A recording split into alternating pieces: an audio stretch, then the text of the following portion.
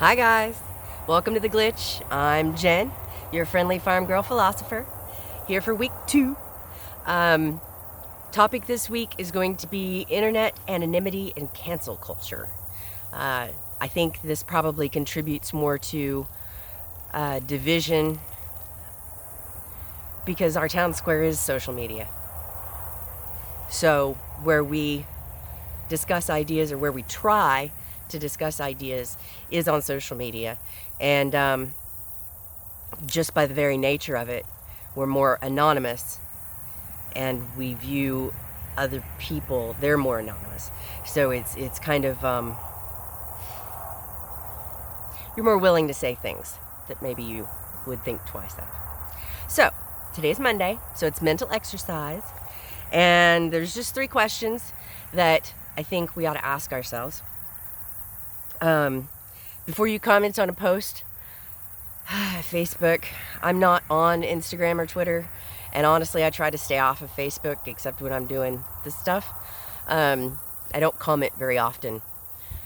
I used to, but, well, you'll see in the questions probably part of the reason I don't do that anymore. So, first question, when you're going to comment on a post, would you say that in person? That person was sitting across the table from you, would you say it? Second question, why is it important to say it at all? I usually only comment on posts where I know the person in real life, and they're more likely to understand where I'm coming from as me as a human, rather than just an anonymous comment on their post. So why is it important to say it at all? And the third one is, there something more productive that you could do with that energy besides writing that comment and then having to deal with the fallout, if there's fallout? I decided this was more productive. Maybe it won't be, I don't know. But for now, I'm gonna give this a whirl. So, internet anonymity brings to mind the concept of the internet troll. And of course, you know, my handy dandy dictionary, it's written in 2000. It doesn't have a definition for internet troll. So I decided, well, let's just look up troll and see what it says, see if it can enlighten us a little bit. I think it did. So, definition: any of a race of supernatural beings, variously conceived as of giants or dwarfs, living underground or in caves.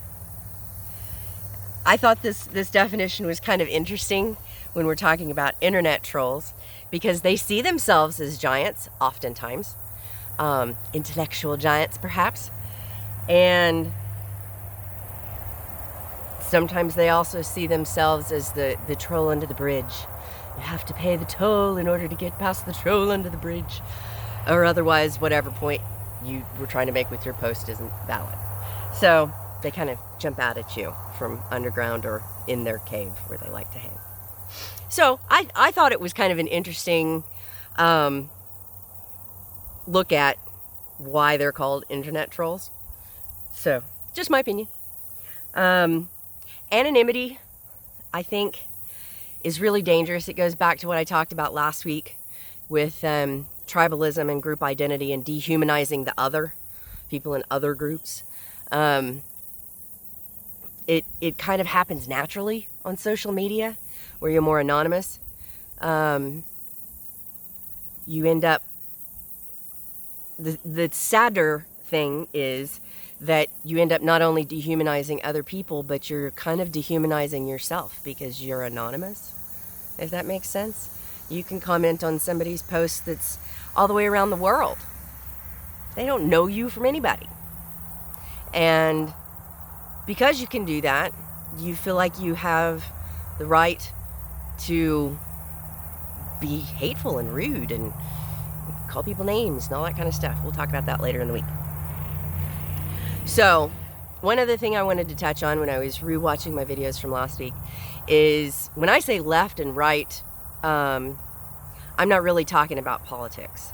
I'm more talking about ideology and worldview. And yeah, there's a lot of overlap in left politics and left ideology and right politics and right ideology.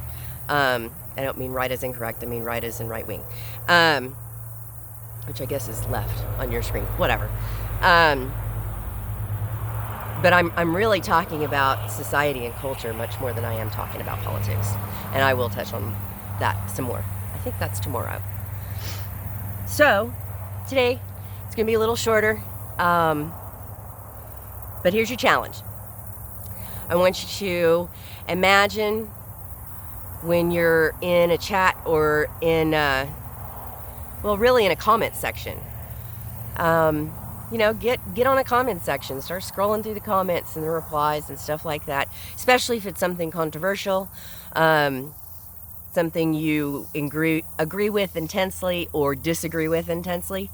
And I'm not asking you to comment. No. I want you to imagine that those are real people. Try to picture them. I'm not talking about their little thumbnail. Don't go, creeping on their Facebook page. I'm talking about when they're commenting just by what they say. Try to imagine what you think that person is like. And do you tend to dehumanize them and other them based on the comments and whether or not they agree with your worldview? Or do you accept that? Can you try to accept that they're also human beings and individuals, and while you may not agree, maybe they're not meaning things as hateful or as evil as it comes off at first. So, there's your challenge. Not a very complicated one. And subscribe, all that rot. And I will see you on Tuesday. Bye.